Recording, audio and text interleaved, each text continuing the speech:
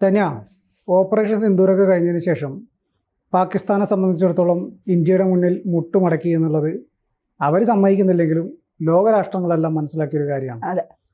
അതുകൊണ്ട് പാകിസ്ഥാൻ എന്ന് പറയുന്ന രാഷ്ട്രം ഒരു ഭീകര രാഷ്ട്രം. ഇന്ത്യയെ തകർക്കാൻ വേണ്ടി ഏതൊക്കെ രീതിയിൽ ചരടുവലി നടത്താവോ ആ പണികളൊക്കെ അവർ നടത്തുന്നുണ്ട്. പക്ഷേ അവർ നടത്തുന്ന എല്ലാ പണികളും നമ്മുടെ ഇൻ്റലിജൻസിന് കൃത്യമായിട്ട് വിവരം കിട്ടുന്നുണ്ട് എന്നുള്ളതാണ് വസ്തുത. ഏറ്റവും ലേറ്റസ്റ്റായിട്ട് ബംഗ്ലാദേശിനെ വരെ അവർ കൂട്ടുപിടിച്ചിട്ട് ഇന്ത്യനെ അടിക്കാൻ പറ്റുമെന്ന് നോക്കുന്നുണ്ടെന്നുള്ളൊരു വാർത്ത വരുന്നുണ്ട്. കണ്ടോ? വാർത്ത ഉണ്ടോ? ഓപ്പറേഷൻ ബംഗ്ലാദേശ്, അതാണ് ഇന്ത്യൻ ഇന്റലിജൻസ് അതിനിട്ടിരിക്കുന്ന പേര്. നമ്മുടെ ഇന്റലിജൻസിൽ നമ്മൾ വില കുറച്ച് കാണരുത്. അത് പാകിസ്ഥാനും ബംഗ്ലാദേശിനും മനസ്സിലാകാത്ത കാര്യമാണ്, പ്രത്യേകിച്ച് ചൈനയ്ക്കും. കാരണം നമ്മുടെ പൊതു ശത്രുക്കൾ എന്ന് പറയുന്നത് ചൈനയും പാകിസ്ഥാൻ മാത്രമല്ല നമ്മുടെ പൊതു ശത്രു. നമുക്ക് പാകിസ്ഥാൻ ശത്രുവാണ്, ചൈന ശത്രുവാണ്, തുർക്കി നമുക്ക് ശത്രു എന്നല്ല, നമ്മളെ അവർ ശത്രുവായി കാണുന്നു എന്നുള്ളതാണ്. തുർക്കി, പിന്നെ ബംഗ്ലാദേശ്, അഫ്ഗാനിസ്ഥാൻ ഉണ്ടായിരുന്നു. ഇപ്പോഴത്തെ സർക്കാരുമായി ഒരു ചെറിയ രീതിയിലുള്ള ബന്ധം സ്ഥാപിക്കുന്നത് കൊണ്ട് ഞങ്ങളുടെ ഭാഗത്തുനിന്ന് ഒരു ബുദ്ധിമുട്ട് നിങ്ങൾക്ക് ഉണ്ടാകില്ല എന്ന് ഇന്ത്യക്കൊരു വാഗ്ദാനം പോലെ, അല്ലെങ്കിൽ ഇന്ത്യയോട് പറഞ്ഞിട്ടുള്ളത് കൊണ്ട് വലിയ ബുദ്ധിമുട്ടുണ്ടാവില്ല എന്ന് പറയുന്നു. പക്ഷെ ഇന്ത്യ അന്വേഷിക്കുന്ന ഏറ്റവും വലിയ തീവ്രവാദി ഭീകരൻ മസൂദ് അസർ അഫ്ഗാനിസ്ഥാനിൽ ഉണ്ടെന്നുള്ള വിവരവും പുറത്തു വരുന്നുണ്ട്. അതുകൊണ്ട് നമുക്ക് അഫ്ഗാനിസ്ഥാനെ വിശ്വസിക്കാൻ പറ്റില്ല. എങ്കിലും പ്രത്യക്ഷത്തിലില്ല, പരോക്ഷമായ നീക്കങ്ങൾ നടത്തുന്നുണ്ട് എങ്കിൽ പോലും ബംഗ്ലാദേശും പാകിസ്ഥാനും അങ്ങനെയല്ല. ഇന്ത്യയും പാകിസ്ഥാനും തമ്മിൽ സംഘർഷം ഉണ്ടായപ്പോൾ ബംഗ്ലാദേശിലെ പഴയ മേജർ ജനറൽ ബംഗ്ലാദേശിന്റെ ഇടക്കാല സർക്കാരായ മുഹമ്മദ് യൂനസിനോട് പറഞ്ഞത്, അങ്ങനെ ഇന്ത്യ പാകിസ്ഥാൻ ആക്രമിക്കുകയാണെങ്കിൽ ഇന്ത്യയുടെ വടക്ക് കിഴക്കൻ സംസ്ഥാനങ്ങളൊക്കെ കൂടി നമുക്ക് ആക്രമിച്ച് പിടിച്ച് പാകിസ്ഥാന് കൊടുക്കണം. നടക്കാത്ത സ്വപ്നമാണ്. പക്ഷെ അയാളുടെ ഒരു ക്രൂര മൈൻഡ് പോയത് എങ്ങനെ നോക്കണം, പിടിച്ച് പാകിസ്ഥാന് കൊടുക്കണം എന്നാണ് പറയുന്നത്. ഒരു കണക്കൊക്കെ 25 കോടി ജനങ്ങളെ ഈ പാകിസ്ഥാനിലുള്ളൂ. നമ്മളൊന്ന് അറിഞ്ഞ് ഈ നാടൻ ഭാഷയെ പറഞ്ഞാൽ നമുക്ക് ഇന്ത്യയിലെ ജനങ്ങൾ 142 കോടി ജനങ്ങൾ അല്ലെ, 143 142 അതെത്ര അവിടെ 140 കോടി ജനങ്ങൾ അറിഞ്ഞൊന്ന് മൂത്രം ഒഴിച്ചാൽ പാകിസ്ഥാൻ ഒലിച്ചു പോകും. അത്രേ ഉള്ളൂ പാകിസ്ഥാൻ എന്ന് പറയുന്നത്. നമ്മുടെ സൈന്യം എല്ലാം കൂടെ ഒരുമിച്ച് നിന്ന് ഒരു 10-12 ബ്രഹ്മോസ് മിസൈൽ അങ്ങോട്ട് ഇട്ട് കൊടുത്താൽ എല്ലാം തവിട് പൊടിയാകും. എന്നിട്ടാണ് ഈ കിടന്ന് അഹങ്കാരം കാണിക്കുന്നത് എന്നുള്ളതാണ്. അപ്പൊ ഇവിടെ സംഭവിച്ചിരിക്കുന്നത്, ഇപ്പൊ ഷെയ്ഖ് ഹസീനയ്ക്ക് 6 മാസത്തെ തടവ് ബംഗ്ലാദേശ് കോടതി വിധിച്ചിട്ടുണ്ട്. 6 മാസത്തിനകത്ത് അവരെ ഒന്നുകിൽ കീഴടങ്ങുക അല്ലെങ്കിൽ അവരെ പിടിച്ചുകൊണ്ടുവരിക എന്നുള്ളതാണ് ഇപ്പൊ കോടതി ബംഗ്ലാദേശ്. ഇതൊക്കെ യൂനസിന്റെ കളികളാണ്. കാരണം അമേരിക്കയുടെ പിന്തുണയോടുകൂടി ഷെയ്ഖ് ഹസീനെ പുറത്താക്കുന്നു. പിന്നീട് അമേരിക്കയുടെയും ചൈനയുടെയും പിൻബലത്തോടുകൂടി യൂനസ് വരുന്നു. ഇന്ത്യ പാകിസ്ഥാൻ സംഘർഷം നടക്കുമ്പോൾ യൂനസ് ചൈനയിൽ പോയി ഷീ ജിൻപിങ്ങിനെ കാണുന്നു, അവിടെ ചർച്ചകൾ നടത്തുന്നു. അങ്ങനെ ഭയങ്കരമായ സംഭവ വികാസങ്ങളൊക്കെ ഇതിന്റെ ഇടയിൽ നമ്മൾ അറിയാതെ നടന്നു പോയിട്ടുണ്ട്. ഇപ്പോ പാകിസ്ഥാനിൽ നിന്ന് 3 സൈനിക ഉദ്യോഗസ്ഥർ ബംഗ്ലാദേശ് സന്ദർശിച്ചു. അതായത് പുതിയ പാസ്പോർട്ടുമായി. അതാണ് അവിടെയാണ് പ്രശ്നം. പുതിയ പാസ്പോർട്ടുമായി 3 പാകിസ്ഥാൻ സൈനികർ. അപ്പൊ അത് പാകിസ്ഥാൻ സൈനികർ ആയിരിക്കില്ല, വേറെ പേരിൽ വന്നവരാണ്. ബംഗ്ലാദേശ് സന്ദർശിച്ചു. മാത്രമല്ല റോഹിംഗ്യൻ സായുധ ഗ്രൂപ്പുകളുമായി ചർച്ച നടത്തി, ISIയുടെ ഭാഗമായി. അപ്പൊ വീണ്ടും എന്തോ പ്രകോപനപരമായ കാര്യങ്ങൾ സൃഷ്ടിക്കാനുള്ള നീക്കം ബംഗ്ലാദേശും പാകിസ്ഥാനും തമ്മിൽ ചേർന്ന് നടത്തുന്നു എന്ന റിപ്പോർട്ടാണ് ഇന്ത്യൻ ഇന്റലിജൻസ് പുറത്തുവിടുന്നത്. ഇന്ത്യൻ ഇന്റലിജൻസിന്റെ പിള്ളേരെ അവന്മാർക്ക് അറിയില്ല എന്നുള്ളതാണ്. നിനക്ക് കേരളത്തിലെ പിള്ളേരെ അറിയില്ല എന്ന് ദുൽഖർ സൽമാൻ ഏതോ സിനിമയെ പറയുന്നത് പോലെ, സാറാ നിനക്ക് കേരളത്തിലെ പിള്ളേരെ അറിയില്ല, CIA ആ സിനിമ പറയുന്നത് പോലെ മാസ് ഡയലോഗ് നമ്മുടെ പിള്ളേർ അടിച്ച് അവന്മാര് അജ്ഞാതന്മാർ ഓരോന്നിനെ തീർക്കുന്നത് കണ്ടിട്ട് അവന്മാർ പഠിക്കുന്നില്ലല്ലോ എന്നുള്ളതാണ് നമ്മുടെ ചോദ്യം.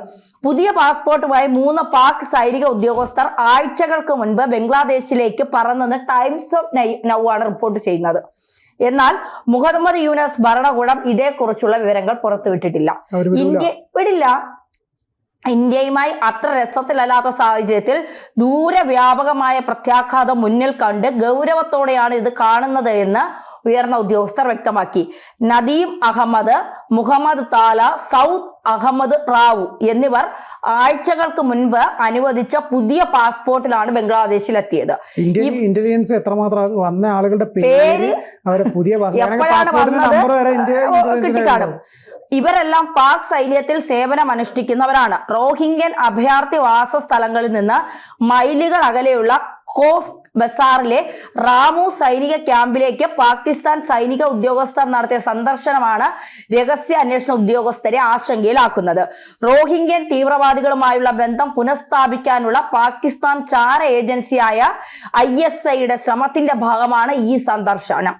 മേഖലയെ അസ്ഥിരപ്പെടുത്താനുള്ള അജണ്ടയുടെ ഭാഗമായി തീവ്രവാദികളെ വീണ്ടും സംഘടിപ്പിക്കാൻ ISI സഹായിക്കുന്നുവെന്ന് ഇന്റലിജൻസ് റിപ്പോർട്ട് പറയുന്നു. ബംഗ്ലാദേശിനെ നിഴൽ യുദ്ധത്തിലൂടെ അസ്ഥിരപ്പെടുത്താനുള്ള ഒരു വലിയ പദ്ധതിയുടെ ഭാഗമാകാം ഈ ഉദ്യോഗസ്ഥരുടെ സാന്നിധ്യമെന്നും പറയുന്നുണ്ട്. അതായത് ബംഗ്ലാദേശിനെ കൂടി തകർക്കാൻ ഇവർക്ക് ആലോചനയുണ്ട്. ഇന്ത്യ മാത്രമല്ല, ISIയെ വീണ്ടും ഈ റോഹിംഗ്യൻ തീവ്രവാദികളെ ഒന്നിപ്പിച്ചുകൊണ്ട് ISI കൂടി ചേർന്ന് സംയോജിച്ചുകൊണ്ട് വീണ്ടും ബംഗ്ലാദേശിനെ ഇന്ത്യയെ തകർക്കുക, ഇതാണ് അവരുടെ ലക്ഷ്യം. ഷെയ്ഖ് ഹസീനയുടെയും അവരുടെ അവാമി ലീഗ് പാർട്ടിയുടെയും പതനത്തെ തുടർന്നുണ്ടായ അധികാര പ്രതിസന്ധി മുതലെടുത്ത് ജമാഅത്തെ ഇസ്ലാമിയും ബംഗ്ലാദേശ് നാഷണലിസ്റ്റ് പാർട്ടിയുമാണ് ഭരണം നടത്തുന്നത്. ചൈനയുടെയും ISIയുടെയും സഹായത്തോടെ ജമാഅത്ത് രാജ്യത്തെ തീവ്രവാദവൽക്കരിക്കാൻ ശ്രമിക്കുകയാണെന്ന് പലരും പറയുന്നുണ്ട്. രാജ്യത്ത് സ്വാധീന മേഖല വർദ്ധിച്ചു വരുന്ന സാഹചര്യത്തിൽ വടക്ക് കിഴക്കൻ ഇന്ത്യയിൽ പ്രവർത്തനങ്ങൾ സുഗമമാക്കുന്നതിനായി ISI ധാക്കയിൽ പുതിയ പ്രവർത്തന കേന്ദ്രങ്ങൾ സ്ഥാപിച്ചു. പാകിസ്ഥാനുമായും ബംഗ്ലാദേശുമായും ഇന്ത്യയുടെ നയതന്ത്ര ബന്ധം മോശമായ സാഹചര്യത്തിലാണിത്. 3 പാകിസ്ഥാൻ സൈനിക ഉദ്യോഗസ്ഥർ ഔദ്യോഗിക സൈനിക യൂണിഫോം ധരിച്ച് ധാക്ക സന്ദർശിച്ചെങ്കിലും ആഴ്ചകൾക്ക് മുൻപ് നൽകിയ പുതിയ പാസ്പോർട്ടുകൾ സന്ദർശനത്തിനായി ഉപയോഗിച്ചതാണ് ഇവിടെ സംശയം. പാകിസ്ഥാൻ ISIയുമായും ഭീകര കേന്ദ്രമായ ലഷ്കർ-ഇ തൊയ്ബയുമായും ഉദ്യോഗസ്ഥർക്ക് ബന്ധമുണ്ടെന്നും കലാപകാരികളെ പിന്തുണയ്ക്കുക, രഹസ്യ അന്വേഷണം ശേഖരിക്കുക തുടങ്ങിയ പ്രവർത്തനങ്ങൾക്കായി ISI ധാക്കയിലെ അവരുടെ പ്രവർത്തന കേന്ദ്രങ്ങൾ ഉപയോഗിക്കുന്നുണ്ട്. കറാച്ചിയിൽ നിന്നും ചിറ്റഗോങ്ങിലേക്ക് കണ്ടെയ്നർ ഷിപ്പ് വഴി പാകിസ്ഥാൻ ആയുധങ്ങളും സെൻസിറ്റീവ് വസ്തുക്കളും കടത്തുന്നുണ്ടെന്ന് ഇന്റലിജൻസ് ഉദ്യോഗസ്ഥർ പറയുന്നു. സാധാരണ പരിശോധനകൾ മറികടന്ന് നയതന്ത്ര സംരക്ഷണത്തിലാണ് ഈ കയറ്റുമതി എന്നാണ് ടൈംസ് നൗവിന് ലഭിച്ച ഇന്റലിജൻസ് പേപ്പറുകൾ വ്യക്തമാക്കുന്നത്. അപ്പോ ചില്ലറ കളിയൊന്നും അല്ല പാകിസ്ഥാൻ കളിക്കാൻ പോകുന്നത്. 9 ഭീകര താവളങ്ങളെ നമ്മൾ ആക്രമിച്ചോളൂ, ഇനി മൊത്തവും തീർത്ത്. അതായത് അമേരിക്കയ്ക്ക് പുറത്ത് പല സ്ഥലങ്ങളിൽ സൈനിക താവളങ്ങൾ അവരുടെ നിയന്ത്രണത്തിലുണ്ട് എന്ന് പറയുന്നത് പോലെ പാകിസ്ഥാൻ ഇന്ത്യയെ തകർക്കാൻ വേണ്ടി ഇന്ത്യക്ക് പുറത്ത് അയൽ രാജ്യങ്ങളിൽ പാകിസ്ഥാന് സാധിക്കുന്നത് പോലെ പാകിസ്ഥാൻ സൈന്യത്തിൻ്റെ നേതൃത്വത്തിൽ അല്ലെങ്കിൽ പാകിസ്ഥാൻ്റെ ഭരണകൂടത്തിൻ്റെ നേതൃത്വത്തിൽ തന്നെ അവർ ചെലവും കൊടുത്തിട്ട് അവർ കുറച്ച് തീവ്രവാദ താവളങ്ങൾക്ക് നന്നാവൂലേ? അവന്മാരെ നന്നാവില്ല, എത്ര കിട്ടിയാലും പഠിക്കില്ല. അത് തുടങ്ങാൻ പോകുന്നു എന്നുള്ളതാണ്. ബംഗ്ലാദേശും ചൈനയും സംബന്ധിച്ചിടത്തോളം അവർ സ്വാഭാവികമായിട്ടും ഇതിനെ സപ്പോർട്ട് ചെയ്ത് കൊടുക്കും. കാരണം അവർക്ക് ഇന്ത്യയെ ഏത് വിധേനയും തകർക്കാൻ സാധിക്കുമോ അതിനുള്ള എല്ലാ ശ്രമങ്ങളും അവർ നടത്തുന്നുണ്ട്. അതിന് പാകിസ്ഥാനും കൂടെ ആകുമ്പോൾ വരുന്ന കുറച്ച് നാളുകൾക്കുള്ളിൽ തന്നെ ഒരു വലിയ പ്രതിസന്ധിയിലേക്ക് കാര്യങ്ങളെല്ലാം പോകാനുള്ള സാധ്യതയുണ്ട്. ലോകരാഷ്ട്രങ്ങളുടെ മുന്നിൽ ഇന്ത്യ കഴിഞ്ഞ കുറേ വർഷങ്ങളായിട്ട് പറയുന്നതാണ് പാകിസ്ഥാൻ ഇങ്ങനത്തെ പ്രവർത്തനങ്ങൾ നടത്തുന്നുണ്ട്, പാകിസ്ഥാൻ ഒറ്റപ്പെടുത്തണം, അല്ലെങ്കിൽ പാകിസ്ഥാനോട് ഈ അതിർത്തി കടന്നുള്ള ഭീകരാക്രമണം അവസാനിപ്പിക്കാനുള്ള നടപടി സ്വീകരിക്കണം എന്നുള്ളത് കൃത്യമായിട്ട് നിർദ്ദേശം കൊടുക്കണം എന്ന് പറഞ്ഞിട്ടുണ്ട്. പക്ഷേ ഇപ്പോഴും ഈ ഓപ്പറേഷൻ സിന്ദൂർ കഴിഞ്ഞപ്പോൾ കുറച്ച് ഒതുങ്ങിയെന്ന് നമ്മൾ വിചാരിച്ചെങ്കിലും പക്ഷേ അല്ല, അവരടിയിലൂടെ പണി തുടങ്ങിയിട്ടുണ്ട്. പല രാഷ്ട്രങ്ങളെയും കൂട്ടുപിടിച്ചിട്ട് ഇന്ത്യയെ തകർക്കാൻ വേണ്ടി. പക്ഷേ കൃത്യമായിട്ടുള്ള വിവരങ്ങൾ, അവരുടെ മൂവ്മെൻറ്റ്സ് എല്ലാം കൃത്യമായിട്ട് ഇന്ത്യൻ ഇൻ്റലിജൻസ് മനസ്സിലാക്കുന്നത് കൊണ്ട് തന്നെ ഇന്ത്യക്ക് അതുമായി ബന്ധപ്പെട്ടുള്ള മുൻകരുതലുകൾ വളരെ നേരത്തെ എടുക്കാൻ സാധിക്കും. ഇനി ഏത് ഭാഗത്തുനിന്ന് അടി വന്നാലും നമ്മൾ ശക്തമായിട്ട് തിരിച്ചടിക്കും. തീർച്ചയായിട്ടും. അത്ര തന്നെ. ഇനി ഇപ്പോൾ തകർത്തത് 9, ഇനി എത്ര എണ്ണമെന്ന് അവന്മാർ എണ്ണിയാലും തീരാത്ത രീതിയിൽ തകർത്ത് തരിപ്പണമാക്കി കളയും.